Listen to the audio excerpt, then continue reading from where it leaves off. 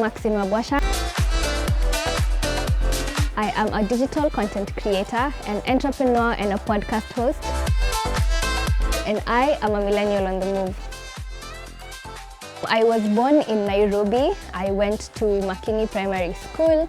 I always used to describe myself as a shy child, but I really don't think I was shy. I think I was just very, very reserved, and I always used to just wait and read the room and then figure out what buttons I should press and when to press them. I kept to myself a lot, but I was very adventurous, and I also always tried everything new. Like I tried karate, table tennis, horse riding, singing, acting. There's nothing on this earth I did not try as a child.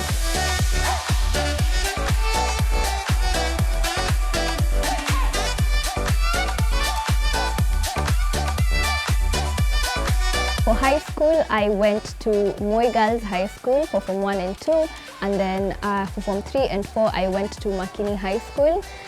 In high school, I think for Form 1 and 2 majorly is where I did a lot of activities. So that's when I did St. John, and I was also in the choir as well. When I went into Makini, then I think it was more of sports. That's where I used to play handball.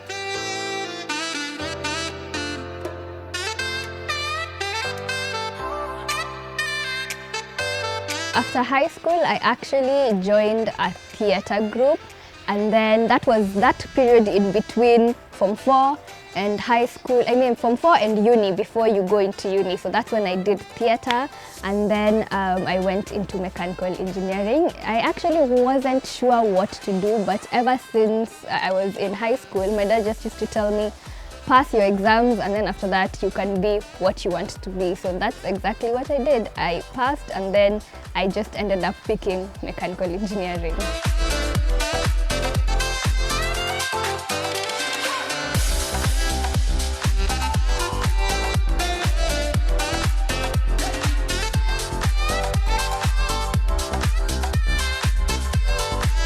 When I was younger, I wanted to be a doctor, a pediatrician in specific, just because I love kids. And so I thought if I needed to wake up every day and do a 9 to 5, then I thought that that was the best route for me to take. I started out as a mechanical engineer. Well, actually, I've not practiced. I graduated but kept doing what I love, which is content creation.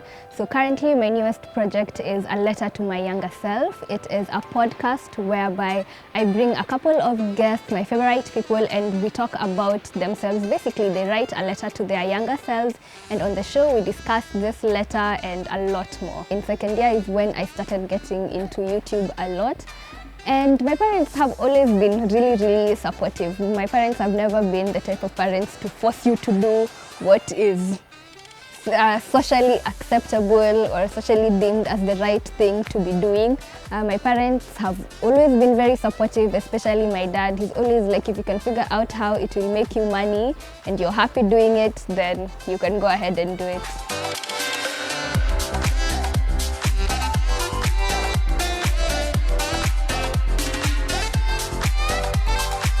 For parents who might not be as supportive as mine were, I feel like it comes from a point of caring, because as my mom says, I'm her baby, so she'll always want what's best for me. So I think the problem is usually that they're not seeing how this thing that is typically seen as a hobby will make you money. So I feel like what you should do is try and show them that it's working and it's going to work out, and if they see that for themselves, then they'll also be supportive.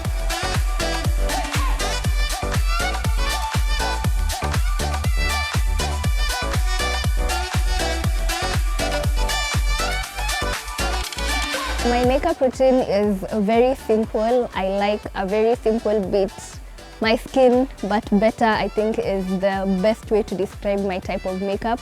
Very simple. I can do it in literally 10 minutes. So just eyebrows, lashes, foundation, powder, and a lip, and I'm done. So I think I focus more on technique and how the makeup goes on, as opposed to doing a lot of it.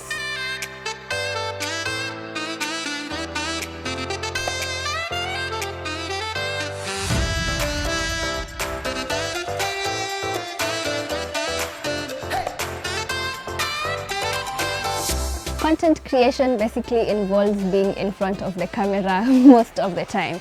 So I do content on YouTube, which includes vlogs. I am a beauty, travel and lifestyle vlogger, so all my vlogs are to do with that. I also create content on TikTok and on Instagram as well.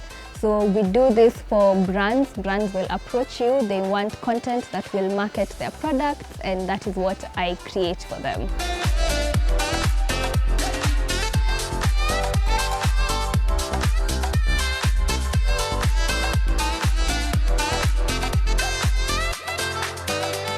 As the newest hat that I wear as a podcast host, my typical day would basically start from the day before when I would be prepping for the show. So I would prep my questions and then I'd sit down and internalize them. So I go through them a couple of times until the questions are inside my head, and I basically have like a back and forth with myself, pretending to be the other person, trying to foresee what questions they might ask or what they might answer, and I try to lead up, and I try to figure out leading up questions from those questions themselves, and then I go do my night routine, and the next day I wake up. So it's hair, makeup, food, and then into the studio. Now when it comes to the studio, I usually like quiet time. So I'm that person who, if you talk to me too much, then everything that I have gotten in my head disappears. So I prefer to be quiet, spend a little time by myself, and then it is sound checks, cameras rolling, the guest is here, try to make them feel as comfortable as possible, and then the show is done. So after the show, it is a bit of relaxing time, and if I have another guest the following day, then the schedule repeats itself.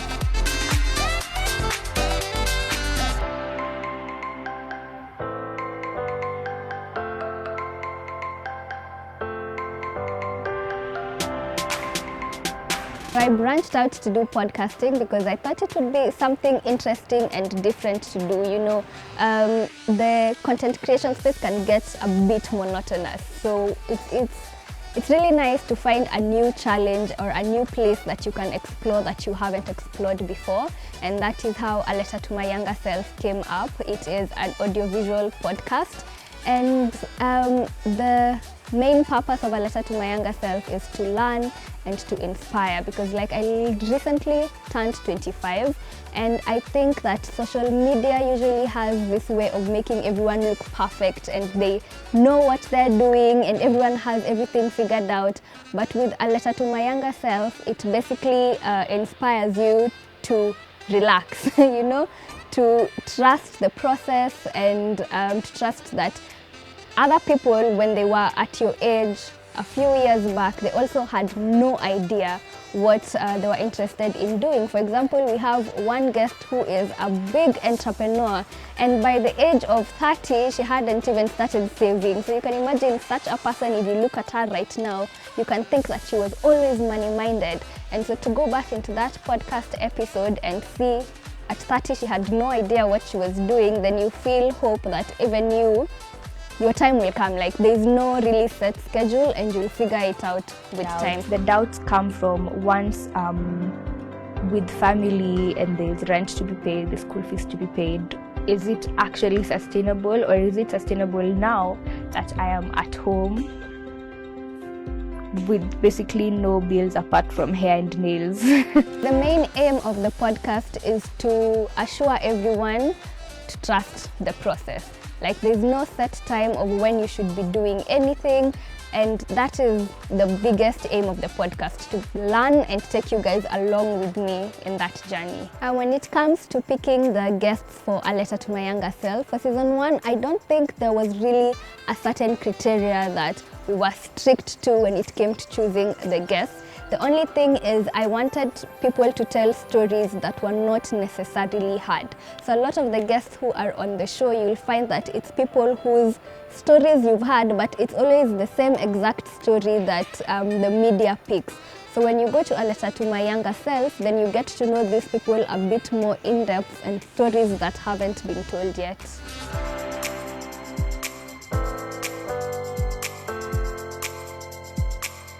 I think that the biggest mistake that I made when I started out as a content creator was not treating it as a business from the start.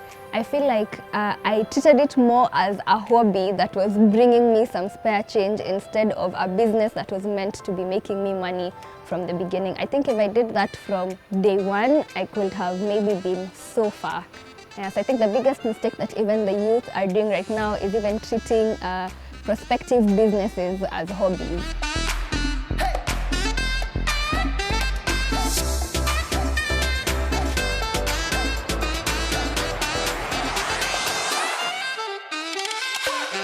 One place where people go wrong when pursuing their passion is having the what if it goes wrong mentality instead of the what if it goes right mentality. A lot of times you don't do something because you keep thinking, what if it goes wrong? What if I mess up? What if, everything backfires? But you need to start thinking of it as what if it goes right.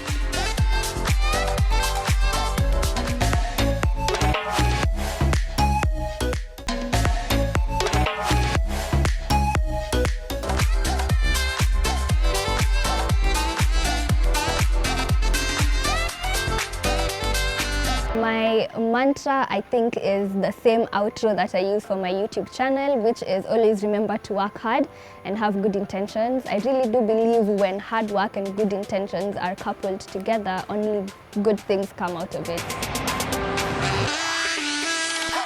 I think content creation is like any other skill that always needs to be sharpened constantly and always needs to be practiced. So you even find that if you put your camera down for a period of weeks, by the time you're picking it up, you don't even know how to work around it anymore. So you constantly have to practice. You constantly have to watch other people's work, learn new transitions that you could be doing, learn new editing skills, learn new filming skills.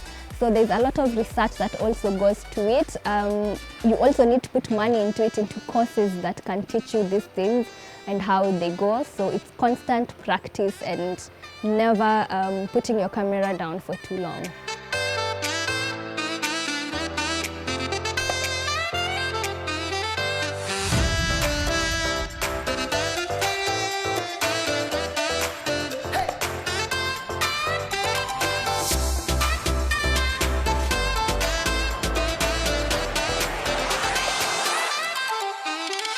I think I consume a lot of content and I have a lot of vloggers who I look up to in like the different sections of vlogging. I have someone for lifestyle, for beauty, for travel, who I keep watching to get inspired. But I think the one person who really does it for me is Lily Singh, aka Superwoman. I have watched her ever since before I started doing my YouTube channel, and I love seeing her growth and her journey to now having her own late night show.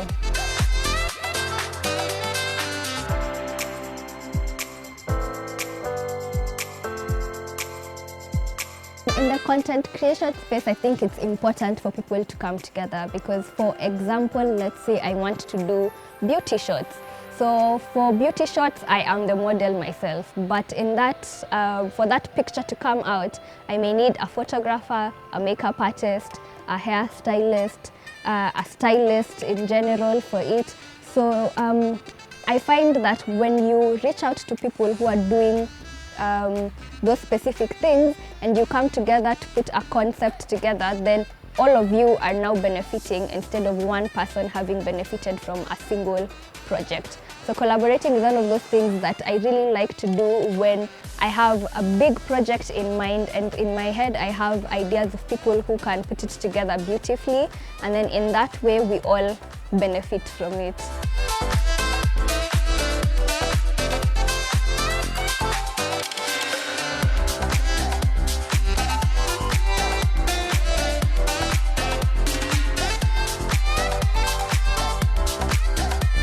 I'd say my biggest achievement so far was one, when I got my silver play button from YouTube, and number two, last year when I won Female Lifestyle Influencer of the Year. It felt really nice because it's always a pleasure to be appreciated in the field that you're in.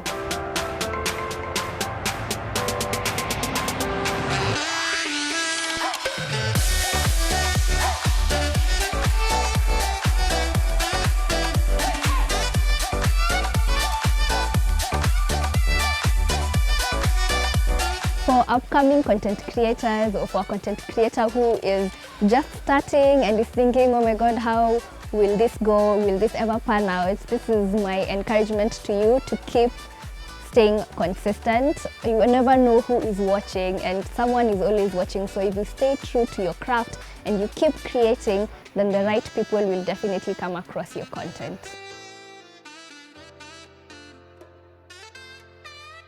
Bosch Drip is my e-commerce store. We sell women's accessories, so everything from handbags, earrings, necklaces, costumes, hats, you name it, we have it at Bosch Drip.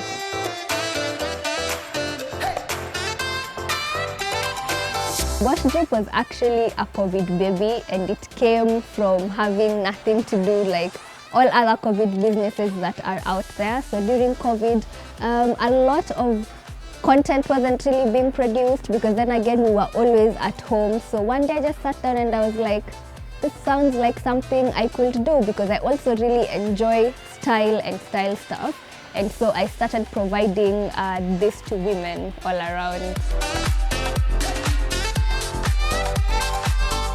Bosch Drip is doing well. She's like my small child that keeps growing and growing and growing, and showing you that it only gets better. Yeah, she's doing really, really well, and we are about to open a physical store, so we are very excited for that as well.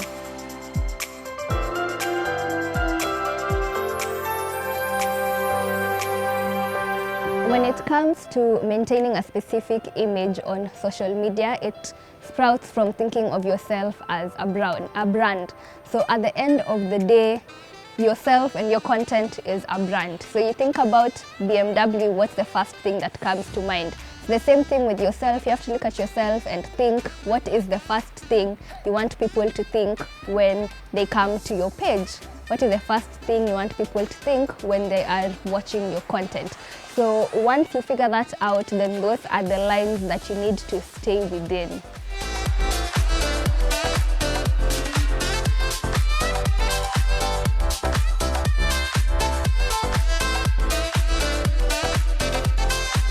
Being a content creator, of course, it comes with its challenges like anything else. So for examples, there is the trolls. But when it comes to trolls, I just ignore and move on. There is also when you get creative blocks as well. For me, how I move past creative blocks is allowing myself to feel the moment, not forcing myself to create during that time. I just give myself a bit of time, watch other people's content during that period, and just wait for the inspiration to come in.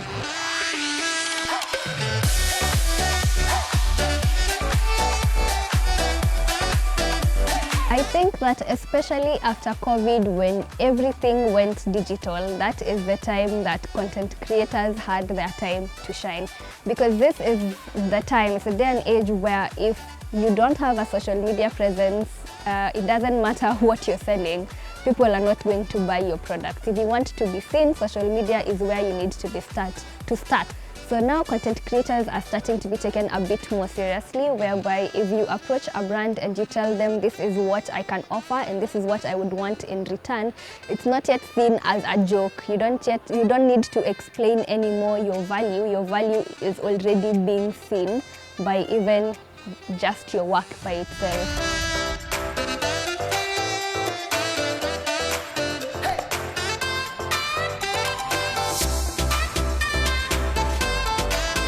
The current destinations in my bucket list: for Kenya, I have Lamu. I can't believe I have never visited Lamu. I think I'm one of those very few people who have not. And internationally, it has to be the Philippines. Recently, with all the projects that are launching, I barely have any free time. Like, every free time that I have is being spent on working on something. But then when I do get some pocket of time, I'm definitely somewhere watching a movie.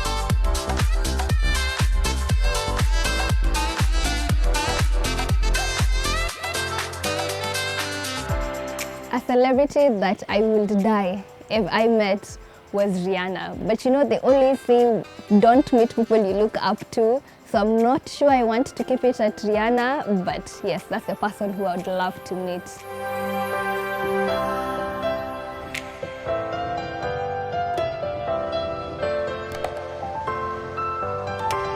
5 to 10 years, I hope to have grown big, like in all aspects. I hope that Bosch Drip will at least be serving the East African market. When it comes to a letter to my younger self, I hope that it will be bought by some big company and will have ears and eyes all over the world.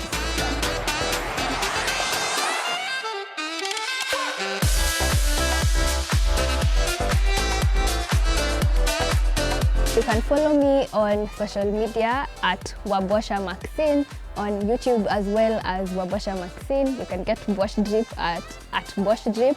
And for A Letter to My Younger Self, it has just launched. You can follow us at A Letter to My Younger Self on Instagram, and on our bio you will find a link where you can watch all of our episodes.